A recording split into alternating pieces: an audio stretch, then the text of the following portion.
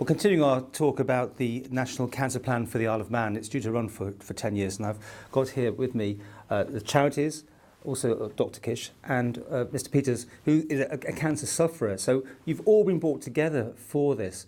Mr. Peters, what does this mean for people that suffer from cancer and their inclusion into the whole system?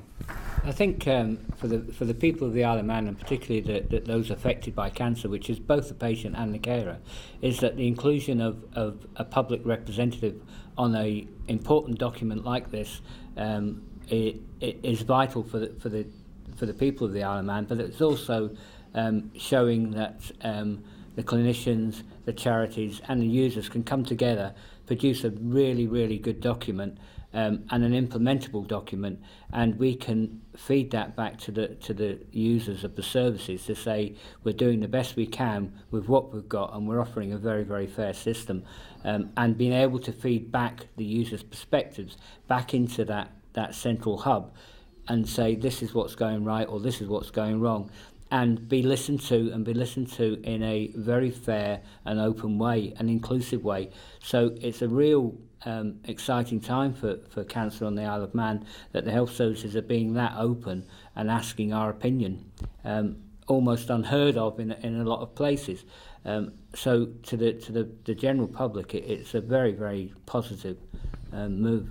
How do you've spent a lifetime working in the field of cancer, and now you've come back to retire, but now you've been involved very heavily in this whole scheme. What do you think to it? I was made medical advisor to the Council of Cancer Charities, which many people won't have heard of, but it brings all of the Isle of Man charities together so that they can work as one and push forward initiatives. We were very pleased to be invited by Dr. Kishore to be in the strategy group.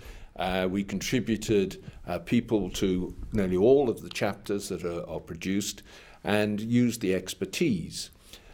The charities are a very useful adjunct to the Department of Health.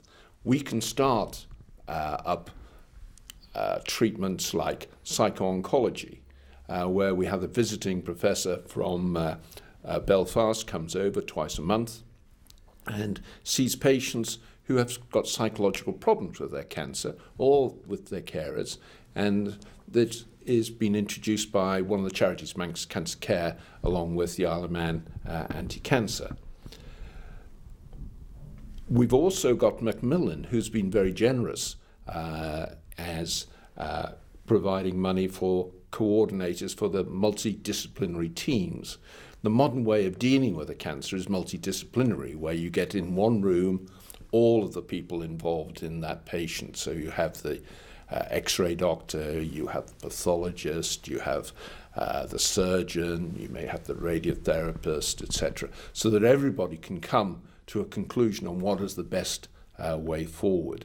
And to do that, you need the support to coordinate it. Has the Isle of Man not been doing as much as it could in the past? Let's try that, because this is obviously a new way forward now. Is this, you've learned some lessons, you think? I think we've learnt lessons from the UK, that the Isle of Man is unusual. It's not just like a district general hospital outside Manchester, the sort I've been used to liaising with. It is that bit of water makes it more difficult. And we've set up video links so that patients can be discussed with the various secondary referring consultants in Clatterbridge, at the Royal in Liverpool, etc. Well, Dr. Kish, it's a pretty weighty document. It's 60-odd pages worth here. You've also had a big input into this. Yeah, I mean, one of the things which we noticed right at the outset when working on the cancer plan is that while we were implementing some of the reforms in the UK, because the UK has been going through a series of cancer reforms since 1988, and we've been implementing some of the changes. But what we did not have is a plan, an overall strategic direction for the island itself. Because as Professor Howie Scarf said, there are a lot of unique features for the island, so we need our own strategic plan and a vision in terms of which direction are we going to head with regard to our cancer services. And also the other aspect worth taking into consideration is the fact that cancer is one of these fields where in almost every week there is some new drug or new intervention being developed. So it's a rapidly advancing field. And many of these innovations are not exactly cheap.